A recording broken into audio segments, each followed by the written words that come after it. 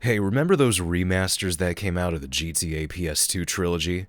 Remember how bad they were? Well, they just got a major update recently. I never thought I'd be revisiting these games after they came out, but this update is substantial enough to warrant talking about. To jog your memory a bit, let's go back to 2021. When these remasters were first announced, people were hyped, although a few began to notice some oddities about them.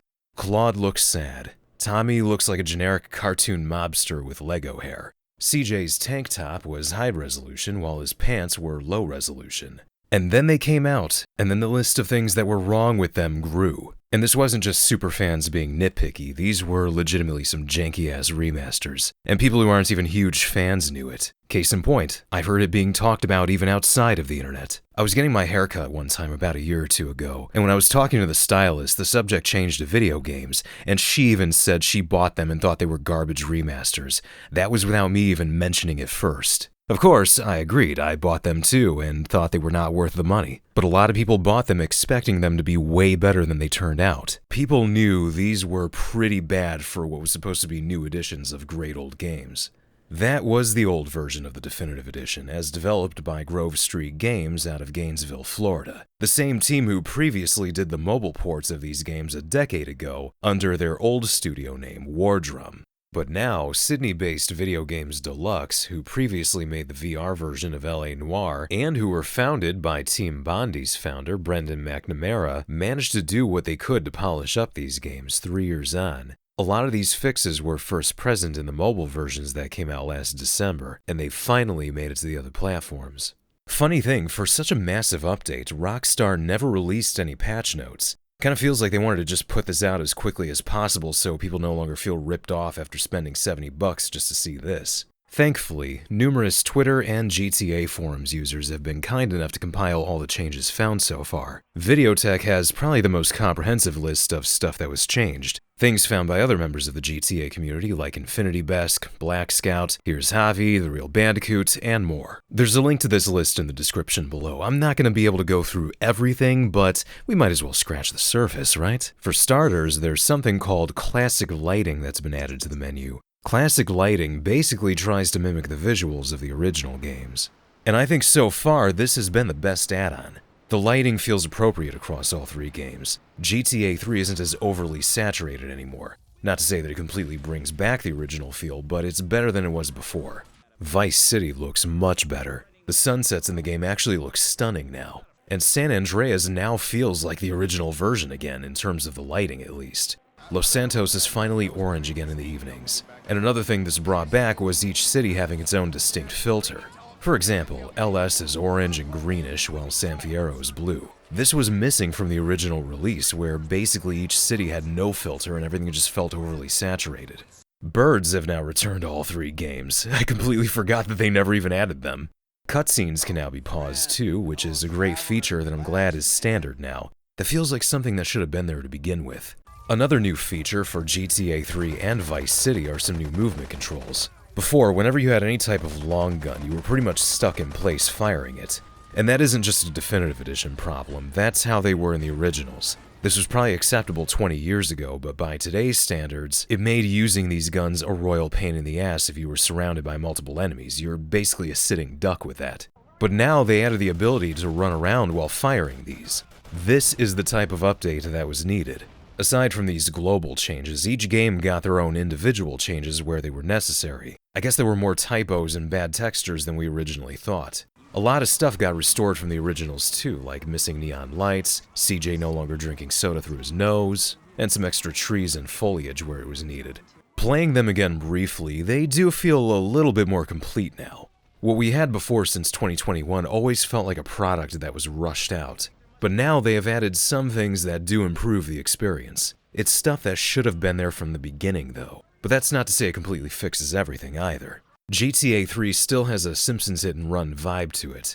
The new color filter helps, but something that hasn't changed is how clean and freshly paved the streets look. You don't have the garbage blowing around in the wind like you did in the original. Something about it still feels off. Can't say what it is exactly. Maybe it just feels too clean. The character models across all three games still look really strange too. CJ doesn't look as bad, even though his face still seems to be kind of emotionless, but Claude is still depressed, and Tommy still looks like a cross between Robbie Rotten and Silvio Dante. Much like in the 2021 release, the cutscenes are still going to feel weirdly off-putting with how the characters look. I mean, Jesus, Avery looks like a horse. Another thing I'm not a fan of is how whenever you get into a vehicle that has a side mission associated with it, you're always going to have the prompt reminding you of this sitting in the corner of the screen. Probably a remnant from the mobile versions, because remember, these were built off of versions of the games that were meant to be played on cell phones. And there's one other thing that isn't really a necessity as much as it is a nice to have, but a photo mode would have been really cool too. Overall, I still wouldn't recommend paying full price for these, but if you're able to get them on sale, I'd say by now they're fine to play as long as you don't mind a few things being off from the originals. They aren't perfect, but they're at least not as bad as they once were. Though if you're lucky enough to have gotten the PC versions back when they were still for sale on Steam, just play the originals with mods. You're probably going to get a very similar experience. I still have the same belief that I had 3 years ago when I said that these games were just too old to be remastered properly. And I think they're too legendary of games to have warranted just remasters either. If you ask me, remakes of these games would have been amazing. Now I understand that remaking a game is no small task. It's obviously a hell of a lot more difficult than just remastering a game. They also would have been limited to remaking just one at a time, and it would have taken years for each one if they wanted to do all three. But with how long it's been since we've had a brand new GTA, and with the appetite that clearly exists for a game like that, a remake of GTA 3 for its 20th anniversary would have been amazing, and it probably would have sold really well. I bet it would even appeal to new fans who started with GTA 5. If they did that, I could picture it being something like the Metal Gear Solid 3 remake that's about to be out soon. The map and environments would be rebuilt at a modern-day engine, but the layout and everything would be kept exactly the same as the old one. There could be brand new controls for movements, euphoria physics, the driving could basically be like GTA 5's driving. All of the original voice acting could be kept too. Basically the exact same game you've known before, but rebuilt in Rockstar's proprietary engine. Hell, they could have even taken a page from what Hangar 13 did with the Mafia remake and used it as a chance to include some things that had to be cut from the original, or stuff that they maybe wanted to do that couldn't even be materialized due to the technical restrictions they had back then.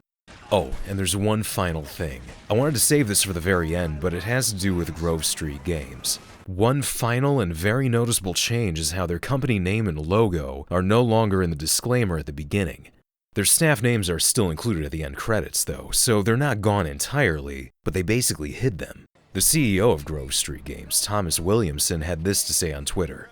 Speaking entire hypothetically, it's a dick move to remove primary developers from credits in an update. Especially when an update includes hundreds of fixes that were provided by those developers that stayed out of players' hands for years. Now, he seems to be under the impression that everything about them was removed. Obviously, that's not the case, but I'm thinking someone told him that they were, and he was obviously upset about that, especially if that studio was still involved in a lot of these issues being fixed now. But clearly, the decision was made to not put their company's name and logo front and center anymore. Especially after how disastrous the release of this was back in 2021. They likely unfollowed Rockstar because of this now. I wonder now if they're going to be renaming their studio again. And to play devil's advocate, I do think that having to remaster 3 whole games in the span of, 2 or 3 years, was probably more than what a smaller team of people who may have been new to game development could even handle. While their team has been singled out as being solely responsible for why these games turned out so badly to begin with, it's odd that they would have even been trusted with this project from the start. It might have come down to money in the end. A business is always going to want to maximize profits and minimize costs. Rockstar previously worked with the studio when they did the mobile ports, and when it came time for these remasters to be made, they probably wanted to find the cheapest way possible to do it. And they just happened to be the cheapest option. Maybe. I don't know, that's just a theory. I'm not privy to their business decisions, I don't know. But what are your thoughts on all of this? Drop a comment if you have something to say about it, and thank you for watching.